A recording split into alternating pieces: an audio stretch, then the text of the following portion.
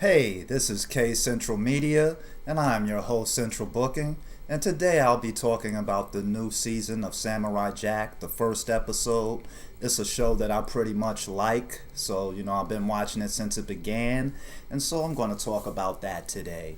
Well, in the first episode, you see that they kind of introduce Jack back to the scene like he's the road warrior, and as we know, as it comes on, that he is 50 years been in the future without finding Aku and hasn't made it home.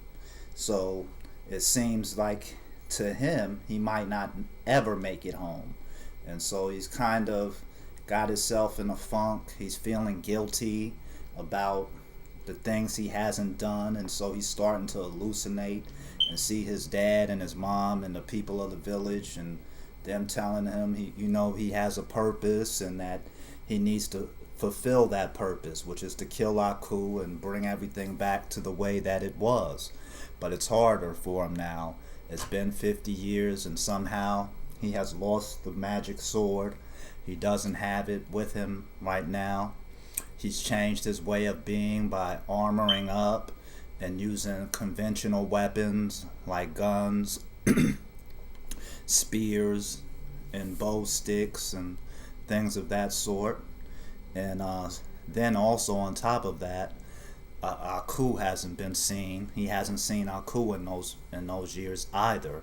And somehow Aku now has some kind of cult that is praising and following him, and so they have raised some girls in order to defeat Samurai Jack, and hoping that they will get Aku to return so that they can get his glory for destroying Samurai Jack. Now Jack, on top of that, is feeling some kind of way because he knows that he's kind of failed his people, and he doesn't know if he can do what it is he set out to do. He's second guessing himself a little bit. He's got his old self talking to his new self, and he's kind of just in a big old funk. And on top of that, he's about to have some really, really bad things happen. And so, as he goes along and does the things he usually does, which is to get rid of the bounty hunters and things of that sort, it's becoming a lot harder.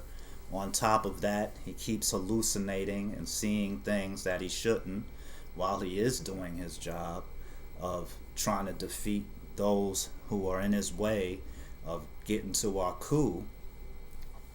It's just become a lot harder for him, but I am enjoying the show. I like the fact that they've kind of made him like the road warrior in here when it first comes on, and him riding his motorcycle. It's a pretty good thing. I like that.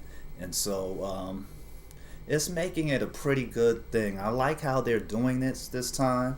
It's looking like they've made it more like an anime this time instead of, being a little kiddie as it was in the beginning of the show. It looks like they really put some real thought into this now and how they are doing it. So it's becoming very interesting.